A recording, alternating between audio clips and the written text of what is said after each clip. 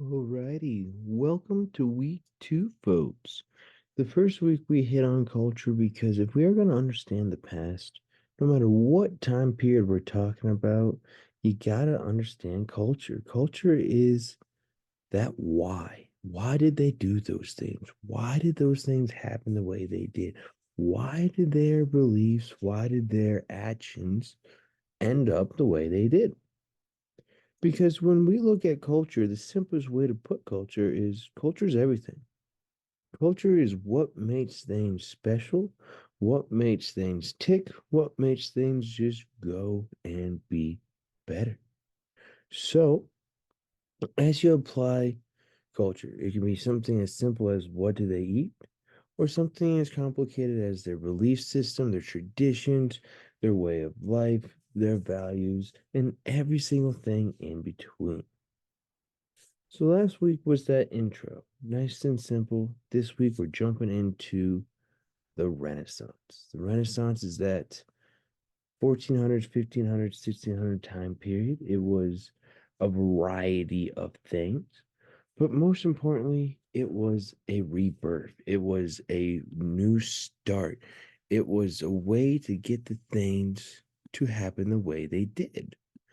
So you can see that the rebirth, the Renaissance started right here in Florence, Italy. Now, of course, at this time, Italy was not a real country. It was made up of basically city states. And Florence was one that kind of got out of the Dark Ages quicker.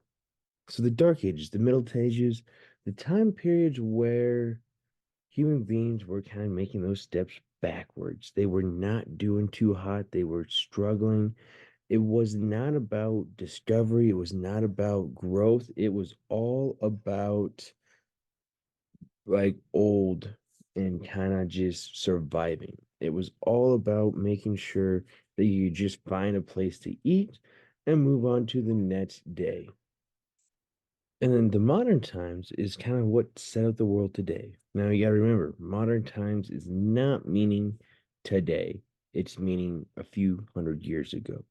So the Renaissance is that transition time because it was that rebirth, like it says, that's the kind of the translation or rediscovery. Because people started to rediscover their love for ancient Greek, ancient Roman. They learned to rediscover the ideas of what makes human beings special, and that was really the arts. And it was all thanks to the Medici family. They were there in Florence, and Florence was that rich city, that city to get out of the Dark Ages quicker. If you're going to make a major move in the world of arts and change kind of like that culture, you got to have that money to back it up. And it was the Medici family that had that money. They were rich traders, they were bankers, they had that ability to step forth and kind of just open the world and be like, hey, we want to make it better than what it is. We want to add a spice and prettiness to it. So they are the ones who commission paintings, they're the ones who commission sculptures, they're the ones who paid for the people to be there and kind of grow with it.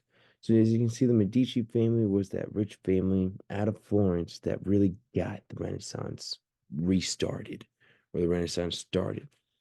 And then why does it end? It just kind of ends like how everything else. It's kind of just, oh, this is not as important anymore. The people are looking at it like, cool, but let's do something else. So the Renaissance just kind of slowly dies out as it just becomes less popular to be a painter, be an artist, less popular to focus just on those things. And so let's focus on my four favorites, four painters, four sculptors, or more importantly, the four Ninja Turtles. Now, could you spend the rest of our days talking about the different artists and not mention these four? Yes, there are so many during this time period, and that's something that you can pick out for your discussion posts. Talk about someone other than the obvious four that we have. Focus on a writer, focus on a sculptor, focus on a painter, playwright. There's many things you can do, and we'll talk about that later. But these are the four main ones, and these are the four that probably have stuck with people the longest. First things first, Leonardo da Vinci. if you're gonna mention Renaissance, you better mention Leo. He is the one who is called a Renaissance man because he was good at a lot of different things. You can see some of his famous arts right here: the Mona Lisa, the Last Supper. He painted, he sculpted, he was that thinker from inventions, from scientists, from engineering. He had all those random thoughts out there, all those major ideas. So Leo was that main one, and probably what most people think of when they think of Renaissance painters. The second one, Raphael. Now he's more popular Ninja Turtle than Renaissance guy, but he commissioned a lot of like the Donna paintings. So Jesus and the Mother, or young children and the Mother in the faith. He was commissioned by the papacy, so the Pope in the Roman Catholic Church, to do a lot of papal estates. So a lot of these type of paintings in apartments, in buildings, to kind of represent the religion and stuff like that.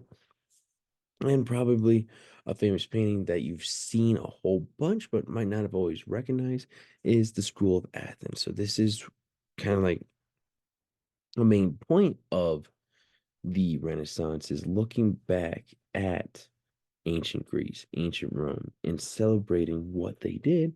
And one of the big things was all those schools, that extra learning, that deeper understanding of things. Donatello is probably once again not the most famous Renaissance painter but he was very good with his sculptures. He has his own David that he sculpted out of iron, or he sculpted out of materials. He's got a lot of different other smaller sculptures. One of those where when he was around, he did his job, he got commissioned, he did good.